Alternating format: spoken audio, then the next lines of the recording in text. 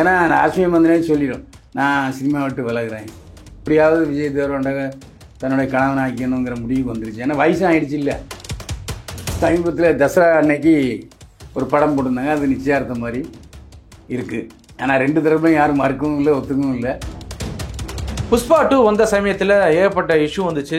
அப்போ இப்போ விஜய் தேவரகொண்டா லவ் பண்ணான்னு தெரியும். ஒன்றும் இல்லைங்க, கல்யாணம் ஆன உடனே கன்சீவ் ஆகிட்டாங்கன்னு வச்சுங்க, கிளாமர் அடிச்சாலும் ஏற்றுக்கிட்டாரா விஜய் தேவரகொண்டா? ஏற்றுக்கிட்டாரு. என்ன காரணம்னா, இப்போ திரும்பினதுக்கு அப்புறம் ராஷ்மிகா வந்து நடிக்காமல் இருப்பாங்களா எப்படி சார்? புதிய சிந்தனை நேயர்களுக்கு வணக்கம். இன்றைய சிறப்பு நேர்காணலில் நம்முடைய இணைந்திருக்கும் சிறப்பு விருந்தினர் மூத்த பத்திரிகையாளர், மூத்த நடிகர் திரு பைலவான் ரங்கநாதன் அவர்கள். சார் வணக்கம். என்னை வாழ வைத்துக் கொண்டிருக்கும் யூடியூப் சேனல் நேயர்களுக்கு நன்றியும் வணக்கம். புஷ்பா படத்தில் மிகவும் கிளர்ச்சி விட்டும் வகையிலே நடித்த ராஷ்மிகா மந்தனாவுக்கு இப்போ நிச்சயதார்த்தம் நடைபெற்றிருக்கு.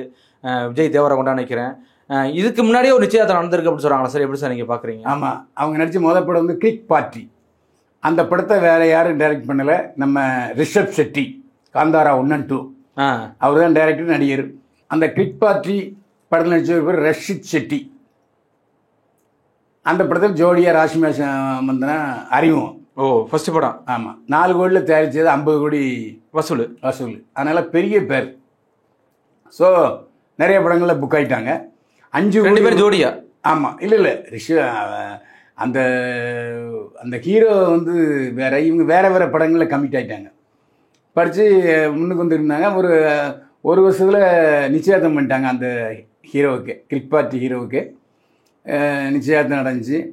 நிச்சயார்த்தம் நடந்து ஒரு 3 மாதத்தில் கல்யாணம் சொல்லும்போது இவங்க அவரை விட்டு பிரிஞ்சுட்டாங்க. என்ன காரணம்? கல்யாணம் பண்ணிக்க மாட்டேன். என்ன காரணம்னா, அவங்க வந்து தொடர்ந்து சினிமா நடிக்கக்கூடாது, என் மகனுக்கு மனைவியாக இருக்கணும், எனக்கு மருமலாக இருக்கணும், வீட்டில் நிபந்தனை போட்டாங்க. அப்போ இந்த அம்மா பயங்கர ஸ்வீப்பில் இருக்குது, பீக்கில் இருக்குது. பார்த்துச்சு, நீ இல்லைன்னா என்னடா வேற ஒரு சொல்லிட்டு அவங்க நிச்சயார்த்தோடு நின்று போச்சு. அப்போ தான் புஷ்பா 1 வந்துச்சுன்னு நினைக்கிறேன். ஆமாம், வந்து சூப்பர் ஹிட்டு. அப்புறம் ஹிந்தி அதுன்னு போட்டு ஒரு படத்துக்கு 5 கோடி சம்பளம் வாங்குற ரேஞ்சுக்கு ராஷ்மிகா மந்தனா வந்துருச்சு. அப்போது விஜய் தேவரகொண்டா என்ட்ரி. விஜய் தேவரகொண்டாவும் ராஷ்மிகா மந்தனும் நெருங்கி பழகினாங்க. அப்புறம் லிமிட்டுக்கு உதவி வாழ்த்து வெளிநாடுகளுக்கெல்லாம் சேர்ந்து போனாங்க. அப்போ லவ் பண்ணுறது உறுதியாயிடுச்சு. இப்போ சமீபத்தில் தசரா அன்னைக்கு ஒரு படம் போட்டிருந்தாங்க, அது நிச்சயார்த்தம் மாதிரி இருக்குது. ஆனால் ரெண்டு தரப்புலையும் யாரும் மறுக்கவும் இல்லை, ஒத்துக்கவும் இல்லை. அநேகமாக ஜனவரி மாதத்தில் கல்யாணம் நடக்கும் அப்படின்னு சொல்கிறாங்க. புஷ்பா 2 வந்த சமயத்தில் ஏகப்பட்ட இஷ்யூ வந்துச்சு. அப்போ இப்போ விஜய் தேவரகொண்டா லவ் பண்ணான்னு தெரியும். அந்த சமயத்தில் ஏன்னா இவ்வளோ கிளாமராக நடிக்கிறாங்க, அவர் கூட இவர் எப்படி ஏற்றுக்குவார் அப்படின்னா கேட்டாங்களா சார்? அதாவது எப்படின்னா, விஜய் தேவரகொண்டாவும் இதே மாதிரி பல படங்கள் நடிச்சிருப்பார். ஸோ அவர் கேட்டார்னா, நீ மட்டும் ஓகேம்மா, நீயும் ஒரு ஹீரோன்னு சொல்லும்போது அந்த லவ் இதில் அப்படி தானே பண்ண வேண்டியிருக்கும், அவங்க கேட்டாங்க பண்ணியிருப்பேன் அப்படின்னு சொல்லியிருக்கலாம், அதை ஏற்றுருக்கலாம். அதுக்கப்புறம் தான் இவங்க வெளிநாடுலாம் டூர் போனாங்க. புஷ்பா 2 வந்த பிறகு அப்போ ஏற்றுக்கிட்டார் சார்? நல்ல கிளாமர் அடிச்சாலும் ஏற்றுக்கிட்டாரா விஜய் தேவரகொண்டா? ஏற்றுக்கிட்டார். என்ன காரணம்னா, அவரும் தொடர்ந்து நடிக்க வைப்பாரா இல்லையாங்கிறது நமக்கு தெரியல. ஆனால் விஜய் தேவரகொண்டா பொறுத்த வரைக்கும் ரொம்ப சாதாரண குடும்பம். சாதாரண குடும்பத்திலேருந்து இவ்வளோ தூரம் இன்றைக்கி உயராக வந்திருக்காரு. ஸோ அவருக்கும் பட்டினி பசி எல்லாம் தெரிஞ்சிருக்கும். ராஷ்மிகா மந்தனும் அதே மாதிரி தான்.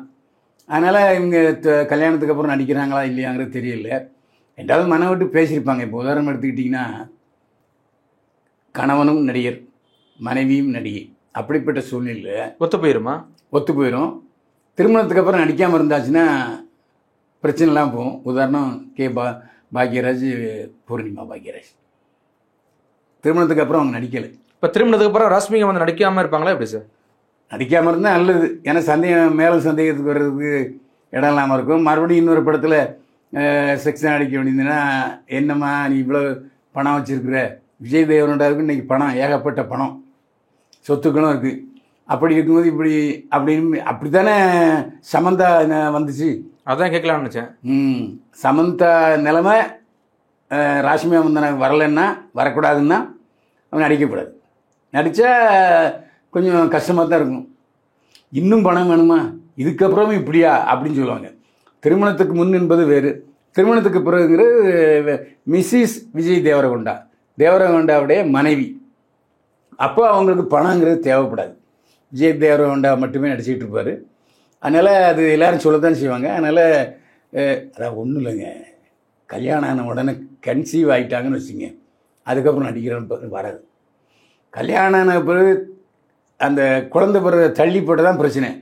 இப்போ சமதாவுக்கும் அதே பிரச்சனை வந்துச்சு. சமதாவுக்கு அதான் பிரச்சனை, அதே பிரச்சனை. நான் வந்து இப்போ உடனே கன்சீவ் ஆக மாட்டேன் சொல்லி 2 படத்தில் நடிக்கணும்னு சொல்லி 2 முறை கற்கலை பண்ணிட்டு. ஸோ அப்போவே அவங்க நாகேஸ்வர ஃபேமிலியில் இவ்வளோ கழட்டி விடுறதுங்கிற முடிவுக்கு வந்துட்டாங்க. அந்த மாதிரி சமந்தாவை ராஷ்மிகா மந்தனா ஒரு உதாரணம் எடுத்துக்கிட்டா அவங்க வாழ்க்கை. அதான் சார் நானும் கேட்குறேன். ஏற்கனவே புஷ்பா 1 படத்தில் சமந்தா வந்து ரொம்ப கிளாமராக நடித்தாங்க அந்த ஒரு பாட்டுக்கு, சொல்றியா மாமா அந்த பாட்டுக்கு. அதே மாதிரி புஷ்பா 2ல இவங்க கிளாமராக நிற்கிறாங்க, ரொம்ப அந்நுண்ணியமாக நடிச்சிட்டாங்க அல்லு அர்ஜுன கூட. அப்படிங்கும் போது இது எப்படி ஏற்றுக்கிறாரா, இது எப்படி தொடருமா? காரணம்னா திருமணத்துக்கு அப்புறம் தான் எல்லாரும் பார்ப்பாங்க. சமந்தா திருமணத்துக்கு முன்னால் நடிச்சதெல்லாம் பிரச்சனையே அல்ல. திருமணத்துக்கு அப்புறம் சமந்தா நடிக்கும்போது தான் நாகேஸ்வர ஃபேமிலியில் இப்படி ஒன்றா மறுபடியும் இப்படி இப்போ காட்சி நடிக்குதுங்கிறதுனால தான் நாகார்ஜுனாவுக்கும் கோபம், மாமனாருக்கு நாக சைத்தன்யாவுக்கும் கோபம், அமலாவுக்கும் கோபம். ஏன்னா அமலா 2வது ஒய்ஃபில் நாகார்ஜுனாவுக்கு. அதனால் அப்படி ஒரு பெரிய ஒரு திரை நட்சத்திர ஒரு ஃபேமிலியில் தான் கல்யாணம் பண்ணி கொடுத்துருக்காங்க. தெரியாதா சினிமா நடிக்கிறாங்க, இது மாதிரிலாம் நடிக்கல. அதான் இனிமேல் நடிக்க வேண்டாம் கண்டிஷன் போட்டது தான் இவங்க மீறி நடிச்சிட்டு இருந்தாங்க. இப்போ ஒன்றும் இல்லைங்க, சிவகுமார் வந்து ஜோதிகாவை நீ வந்து சினிமாவுக்கு நடிக்க விடாதுன்னாங்க. 2 குழந்தை பெற்றதுக்கப்புறம் நடிக்க ஆரம்பிச்சிது. இப்போ பாருங்கள், சிவகுமார் வீட்டிலேருந்தே பிரித்து கொண்டு போயிட்டா ஜோதிகா. இப்போ சிவகுமார் வீட்டில் இல்லை அவங்க. அவங்க வந்து தனியாக தான் இருக்காங்க. ஈசிஆர் ரோட்டில் சிவகுமார் நம்ம சூர்யாவும் ஜோதிகாவும் தனியாக தான் இருக்காங்க. ஏதாவது நல்ல ஒன்றா ஃபேமிலியோட இல்லை காரணம் நடிக்க வந்ததான் காரணம். ஆமாம். இல்லை 2-3 குழந்தைகள் பிறந்த பிறகு அதுக்கப்புறம் குழந்தைங்கன்னா வளர்ந்துருச்சு இல்லை சார். இது ஒன்று ஹீரோ என்ன பண்ணுறாங்க அது கிடையாது, ஃபேமிலிக்குள்ள தானே பண்ணுறாங்க. இருந்தாலும் அது ஒரு என்னப்பா மறுபடியும் எதுக்கு நடிப்புன்னா சிவகுமார் கட்டே இருக்குது. அந்த ஒரு படம் அது வந்து ஜோடி இல்லை, ஜோடி இருந்தாலும் அது யாருங்க அந்த லவ் டியூட் இல்லை, 37 வயதுலே டைட்டிலே அதான். ஸோ அதனால் 2வது அவங்க ஜாதிக்காரங்க அந்த பெரிய அந்த அந்த பனியன் கம்பெனிக்காரங்க தான் எடுத்தாங்க. ஸோ சரின்னாரு, அதோடு நிறுத்திக்கலாம்ல, மறுபடியும் தொடர்ந்து நடிப்பேங்கிறனால தான் சிவகுமாருக்கு ஒரு நம்ம பேச்சை கேட்கல அப்படின்னு ஒவ்வாமை ஆயிடுச்சு. இல்லை இவர் சூர்யாவுக்கு தெரியாது சார், சூர்யா நல்லா சம்பளங்கிறாரு, ஃபேமிலி எல்லாருமே நடிக்கிறாங்க. ஒரு விஷயம், மனைவிங்கும் போது தலையான மந்திரம். மனைவி என்ன சொன்னாலும் மனைவி சொல்லே மந்திரங்கிறியா? ஆமாம், மனைவிக்கு பொம்பு மாடு ஆட்டுறது தான் ஒரு நல்ல கணவனுடைய வேலை. அம்மா அப்பாவெல்லாம் இப்போ மறந்துடுவாங்க. அதனால் சூர்யாவை தப்பு சொல்ல முடியாது. ஏன்னா அதாவது அப்பாவா மனைவியா அப்படிங்கும்போது நான் நல்ல ஒரு மனிதர், கட்டுக்கோப்பான ஒரு மனிதர் சிவகுமார், ஃபேமிலி நல்லா கொண்டு வரணும்னு ஆசைப்படுறாரு. ஏங்க அதாவது திருமணத்துக்கு அப்புறம் அவன் கணவன் ஆயிடுறான், மகன்கிற பொசிஷன்லேருந்து மாறிடுறான். மகன் கல்யாணம் ஆகாத வரைக்கும் அப்பா அப்பா அப்பா அப்பான்னு அப்பா வேட்டியே பிடிச்சிக்கிட்டு இருப்பார். திருமணமானதுக்கப்புறம் எனக்குன்னு ஒரு வாழ்க்கை வருது, எனக்குன்னு ஒரு மனைவி வருது, எனக்குன்னு ஒரு குடும்பம் வருதுங்கும்போது வேறு வழி இல்லை. அது எல்லா குடும்பத்துலையும் நடக்கும். இப்போ இந்த ராஷ்மிகா மந்தனாவுக்கு சார் இப்போ ஆல்ரெடி படத்தை நடிக்க விட சொன்னனால தான் அது கேன்சல் ஆனிச்சு ஃபர்ஸ்ட் நிச்சயார்த்தம். இப்போ இதில் எப்படி மீண்டும் நடிப்பாங்களா இல்லை எப்படி? இல்லை அது இன்னும் திருமணம் ஆகிற கொஞ்ச நாளில் அது தெரியும்.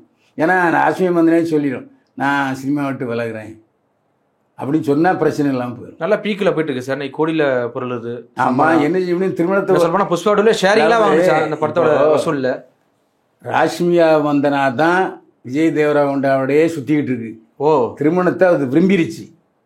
திருமணம் ராஜகுமார் விஜய் தேவரகொண்டாவை கல்யாணம் பண்ணுங்கிற முடிவுக்கு வரும்போது அப்போ அவங்க சம்பளம் வாங்கினேன்னா சம்பளம் வாங்காட்டியான்னு விஜய் தேவரகொண்டாவோட மனைவியாக இருப்போம் அப்படிங்கிற முடிவுக்கு வரலாம். அதான் உண்மை. ஏன்னா விஜய் தேவரகொண்டா வந்து ராஷ்மிகா மந்தனா பின்னால் சுற்றினதா தெரியலை. ராஷ்மிகா மந்தனா எப்படியாவது விஜய் தேவரகொண்டா தன்னுடைய கணவன் ஆக்கணுங்கிற முடிவுக்கு வந்துருச்சு. ஏன்னா வயசு ஆகிடுச்சு இல்லை. அதனால் அந்த இல்லத்தரசி தன்னை வயிற்றில் குழந்தை சுமக்கிறது, தாயாகிறது, அந்த எண்ணெல்லாம் வந்திருக்கலாம். இல்லை பல நடிகை பீக்கில் இருக்கும்போதே கல்யாணம் பண்ணுறாங்க, அப்புறம் திடீர்னு பார்த்தீங்கன்னா டிவோர்ஸ் ஆகுது, திரும்ப ஃபீல்டுக்கு வந்துடுறாங்களே. அதான் நடிக்கிறணுங்கிற ஆசை வந்துன்னா டிவோர்ஸ் ஆகிடும், கணவன் மனைவிக்குள்ளே அலர்ஜி ஏற்பட்டுரும். ஏன்னா அதாவது ஒரு கணவன் கோடீஸ்வரன். அப்போ ஷூட்டிங் முடித்து வரும்போது வீட்டில் அம்மா இருப்பாங்க, இல்லை பொண்டாட்டி இருந்தாகணும். அப்போ தான் கவனிப்பாங்க, என்ன டயர்டாக வந்திருக்காரா, என்ன சாப்பிட்றது, ரெஸ்ட் எடுக்க என்னங்க. வீட்டில் வெறிச்சோடி இருந்து என்ன ஆகும்? கண்டிப்பாக. ஒருவேளை வீட்டில் தாயாருக்கு உடம்பு சரியில்லைன்னா அவங்க படுக்கையிலேருந்து வர்றதுக்கு நேரம் ஆகும், இவர் போய் படுத்துருவார். இப்படிப்பட்ட சூழ்நிலை. அதாவது ஒவ்வொரு காலகட்டத்திலையும் திருமணங்கிறது தேவை. அந்த திருமணம் தேவைங்கிறது ராஷ்மிகா மந்தனாவும் புரிஞ்சிட்டு இருப்பாங்க, விஜய் தேவரகொண்டாவும் புரிஞ்சிட்டு இருப்பார். அதனால தான் திருமணம் கண்டிப்பாக நடக்கும். அதனால் ஏற்கனவே கல்யாணம் ஆயிடுச்சு, நிச்சயதார்த்தம் நடந்துச்சு, புரோக்கன் ஆயிடுச்சுங்கிறலாம் எரேஸ் பண்ணி விட்ருவாங்க. அதெல்லாம் முடிஞ்சது கதை. எல்லாரும் நடக்கிறது தானே, சகஜம் தானே, அதுவும் சினிமா உலகத்துல சகஜம் தான். ஆமாம். அந்த அடிப்படையில் இப்போ கூட த்ரிஷாவுக்கு கல்யாண ஆசை வந்திருக்கலாம், ஆனால் தனிமையாக இருக்கிறதுல சுகங்கன்ட்டாங்கன்னா ஒன்றும் செய்ய முடியாது. ஓ, அதாவது நாம் தனிக்காட்டு ராணியாக, ஆனால் அது குறிப்பிட்ட வயசு மேலே தாண்டினா அது எப்படி சார் சுகமாக மாறுமா? அப்படி சார் சில பேர் கஷ்டமாயிரும்ல. பழகி போகும். ஓ, பழகி போகும். இப்போ நாம் அதாவது த்ரிஷாவுக்கு பார்த்திங்கன்னா ஒரு காலகட்டத்தில் கொஞ்சம் பின்னோக்கி போச்சு, மார்க்கெட்லாம் போச்சு. ஒரு 90s அப்புறம் வேறு லெவலில் போயிடுச்சு. திரும்ப தொடர்ந்து பொன்னியின் மாதிரி எல்லாம் சக்ஸஸ் ஆனவுடனே மறுபடியும் அந்த பழைய மார்க்கெட் வந்துருச்சு. அப்போ மறுபடியும் அந்த பழைய திருமண எண்ணம் மறைஞ்சிரும். இப்போ நம்ம தினசரி ஷூட்டிங் போகிறோம், காசு வருது, கையை அமுக்கிறதுக்கு ஒரு ஆள், காலை அமுக்கிறதுக்கு ஒரு ஆள், சாப்பிட்றதுக்கு ஒரு ஆள், தலை பண்ணுறதுக்கு ஒரு ஆள், ட்ரெஸ் பண்ணுறதுக்கு ஒரு ஆள். இருக்கும்போது அவங்க வேலையே செய்ய வேண்டாம், நடிப்பை தவிர மற்ற எந்த வேலையும் செய்ய வேண்டாம். அப்படி இருந்தாலும் ஒரு கட்டத்துக்கு மேலே ஒரு துணை வேணும்ல சார், துணை தேவைப்படும்ல. இல்லை, அந்த துணை நமக்கு தெரியுது, அவங்களுக்கு தெரியல. இல்லை, அதான மெயின். கடைசி வரையும் காசு கூட வருமா? நம்ம அப்படி பார்க்க போனால் நீங்கள் டிஆர் ராஜகுமாரி, தமிழ்நாட்டின் தமிழ் படத்தின் முதல் கவர்ச்சி கன்னி, தியாகராஜ பாவர் காலத்துலேருந்து எம்ஜிஆர் வரைக்கும் நடிச்சிட்டாங்க. அவங்க திருமணமாக தான் இருந்தாங்க. தம்பி டிஆர் ரமணா பெரிய டைரக்டரு, அவங்க பேரில் டிஆர் ராஜகுமாரி தியேட்டர்லாம் இருந்துச்சு. அவங்க ஏதோ ஒரு காரணத்தில் திருமணத்து மேலே பிடித்தம் இல்லாமல் ஒரு வெறுப்பு வந்திருக்குமோ. ஆமாம், அவங்க யாராவது விரும்பிப்பாங்க, மாட்டேன்னு இருப்பான். அந்த சூழ்நிலையில் கூட அப்படி கல்யாணம் ஆகாமல் இருந்துருவாங்க கடைசி வரைக்கும். இப்போ த்ரிஷாவும் யாராவது லவ் பண்ணியிருப்பாங்களா அந்த வெறுப்பு? ஆமாம், த்ரிஷாவுக்கு முதல்ல திருமணம் நிச்சயதார்த்தம் நடந்துச்சு, தெரியாது. ஒரு பெரிய ப்ரொடியூசர் த்ரிஷாவை நிச்சயம் பண்ணார். 2 பேரும் வைர மோதிரம்லாம் மாற்றிக்கிட்டாங்க. அதுக்கப்புறம் த்ரிஷாவுடைய சில நடவடிக்கைகள் அவருக்கு பிடிக்கல, மாட்டேன்னு சொல்லிட்டார். அதனால் ப்ரோக் ஆச்சு. ஓ ஆமாம், த்ரிஷாவும் ஆல்ரெடி கிட்டத்தட்ட அது 12 வருஷம் இருக்கும். அதுக்கு முன்னால் நிச்சயதார்த்தம் நடந்துச்சு, பத்திரிகையாளர்கள்லாம் தெரியும். அதுக்கப்புறம் மாட்டேன்னு சொல்லிடுச்சு. அதனால் ஒரு சிலர் அப்படி கல்யாணம் வேண்டான்னு கடைசி வரைக்கும் இருந்துடுறாங்க. அதில் 100க்கு 1-2 பேர். மற்றவங்கெல்லாம் விவாகரத்தான பிறகும் வேற ஒருத்தர் கல்யாணம் பண்ணிட்டாங்க. அப்படிலாம் நிறைய நடிகைகள் உண்டு. மிக்க நன்றி சார். மீண்டும் சந்திப்போம். வாழ்க வளமுடன்.